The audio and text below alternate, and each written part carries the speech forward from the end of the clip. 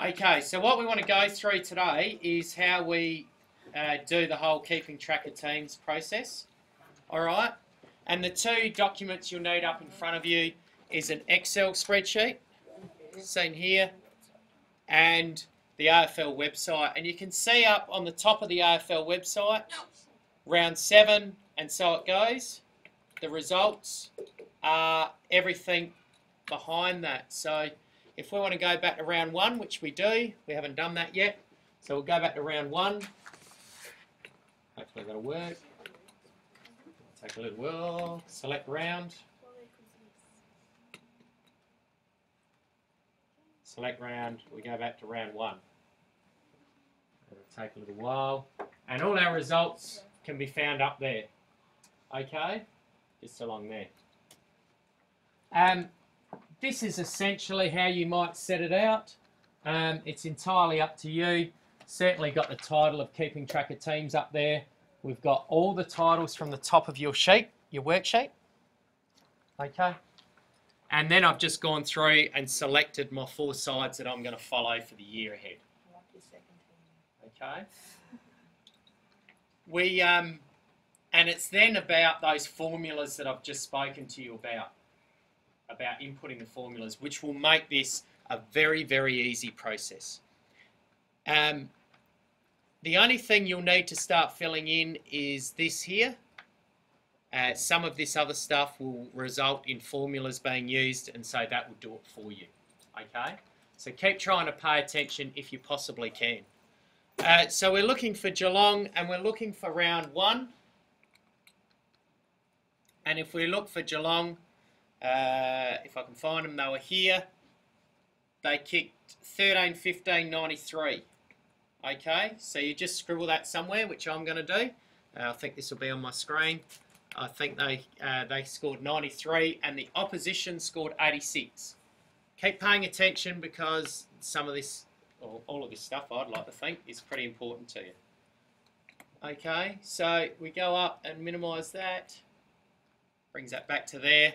I've got my scores there, 93 and 86. So Geelong won their first game. They didn't lose and they didn't draw. Alright, so I go to my computer, click in that cell. Incidentally, who knows what that cell's called? What mathematically would we call that cell?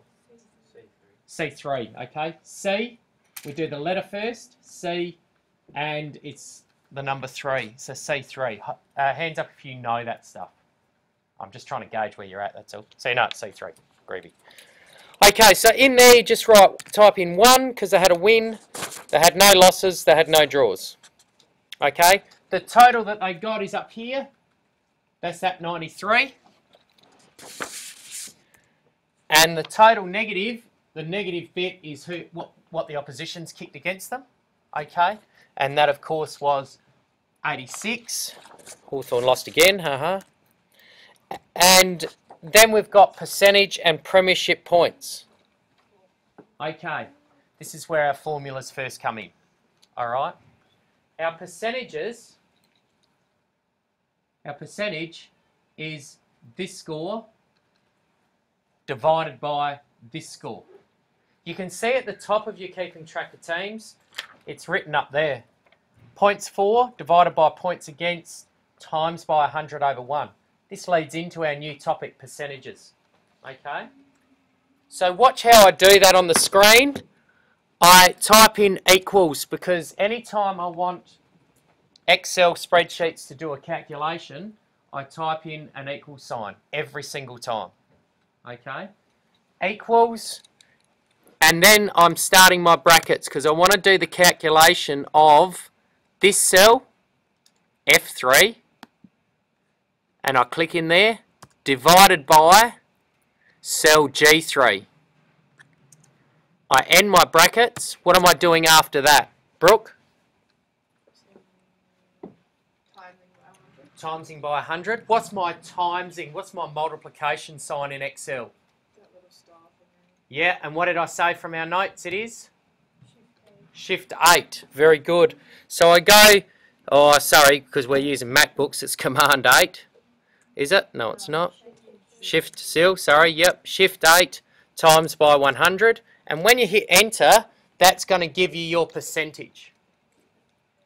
Okay?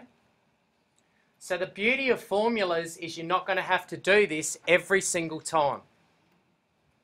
If I now grab this and I click in there and then scroll down as far as my 22 rounds or 23 rounds go, and I find fill, there should be fill somewhere here.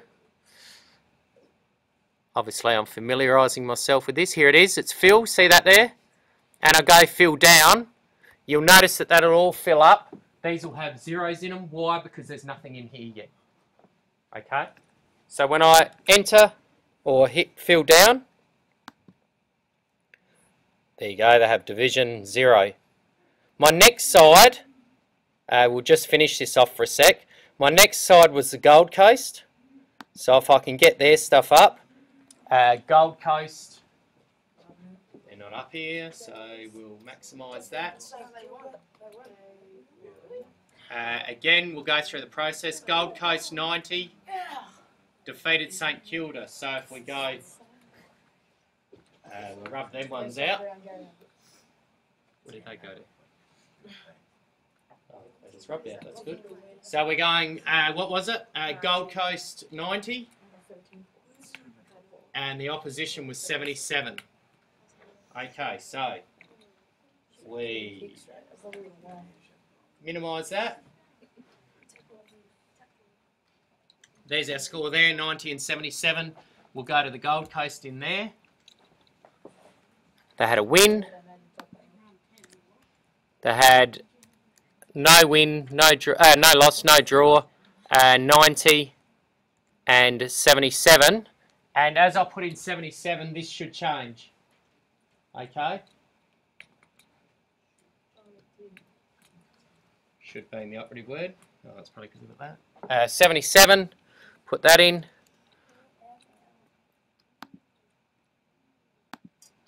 No, doesn't want to do it. There we go. Put 77 in there. And this cell alongside should change. And so they're on 116. So you just don't have to do the calculations every time. This is why Excel spreadsheet is used so commonly, or it's a good tool to use. If we look at premiership points, and I just want to stay on here and try and hold your attention this way if you can. If we look at premiership points, how many premiership points do you get for a victory in AFL? 4. You get 4. You get 4 for a victory. Charlotte, how much do you reckon you get for a draw? Yeah, spot on. Now the premiership points column, again, try and pay attention, otherwise this will be posted on YouTube so you'll see it. We put in a formula, and what that formula says is that everything in this column, see this column, as I get off the smartboard application, everything in this column must be times by what, Lockie? Everything in that column must be times by what? We're doing premiership points. Everything in that column must be multiplied by, there must be another Lockie here somewhere, it must be multiplied by 4.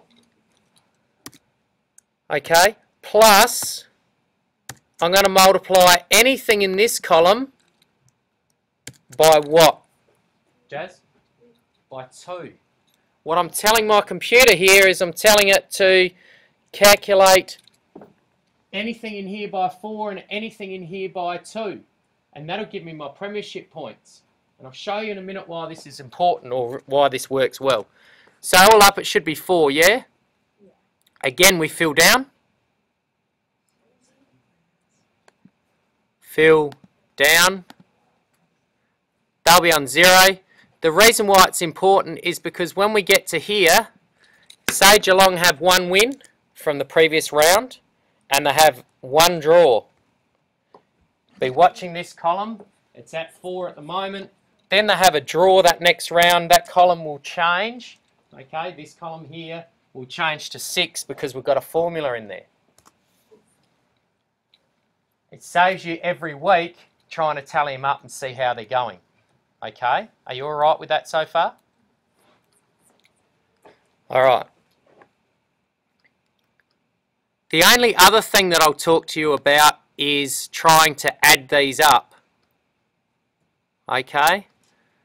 You will have to add them up. For example, if I minimise that and go back to the AFL website and I bring up round 2. Oh, that's right. Geelong are on 6 wins, so they didn't lose again. That's a joke. Where are the greatest team of all? Can't find them. Yeah. Geelong, 112 to 108. Again, I record my score, 112 to 108.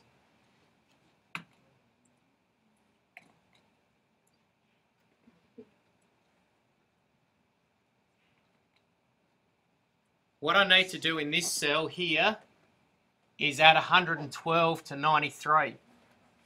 All right, 112 to 93. Bring up the calculator, wherever I might find that here. Is there a calculator here anywhere? Right at the top, yep. So 112 to 93. The amount that I have to put into that cell is 205. And the amount I have to put into this cell, 86 plus 8 is 94, is 194. And again, this cell will change automatically as that comes up. As I hit enter, that'll change automatically. They've now got a percentage of 105.67. Okay, so this is why formulas are really useful.